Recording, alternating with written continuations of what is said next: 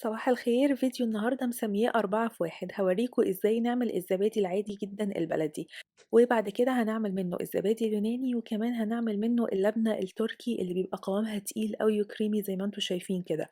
خلال الفيديو كمان هوريكم الساور كريم او الكريمة الحامضة بتبقى معمولة ازاي. الوصفة بتاعت النهاردة حلوة جدا، بترطب على القلب فتنفع قوي قوي للسحور. سجلوا الوصفة عندكم عشان واثقة ان هي هتعجبكم.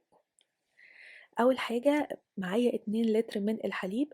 الحلة بتاعتي هنحط فيها الحليب ده عادي جدًا، ممكن يكون سايب من السوبر ماركت أو ممكن يكون مُعلّب. لو سايب اغليه وسيبيه ياخد درجة حرارة دمعة العين.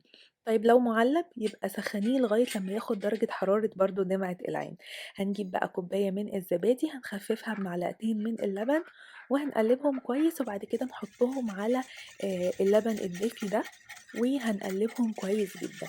الجو عشان عندي ساقعة، ولو أنتم بتعملوا الوصفة دي في الشتا هاتوا حلة حطوا فيها شوية مَيّة سخنة وحطوا فيها الزبادي وحطوها في مكان دافي. تاني يوم الصبح هتصحوا تلاقوه مسك وبقى زبادي عادي جدًا.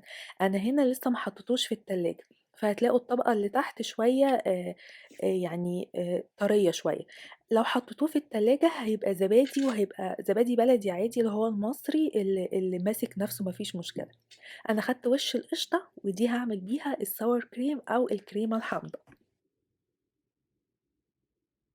عشان ناس كتير برضه طلبتها منّي.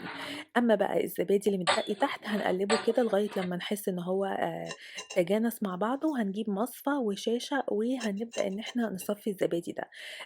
مهم جدًا إن إحنا لو صفّيناه 12 ساعة بقى زبادي يوناني، طب لو صفّيناه لمدة 24 ساعة بقى لبنة تركي أو اللبنة اللي إحنا بنتهبل عليها في المطاعم. الموضوع ببساطة جدًا إن بتسحبي منه كمية مَيّة قد إيه. سحبتِ منه كمية مَيّة بسيطة بقى زبادي يوناني، سحبتِ منه كمية المَيّة كلّها تقريبًا بقى لبنة، وبقى قوامه تقيل أوي كده، وقوامه زي القشطة التقيلة، وطعمه كمان حلو جدًا. كل ما كان اللبن آمم كامل الدسم هيدّيكم طعم فعلًا كإنكم بتاكلوا قشطة.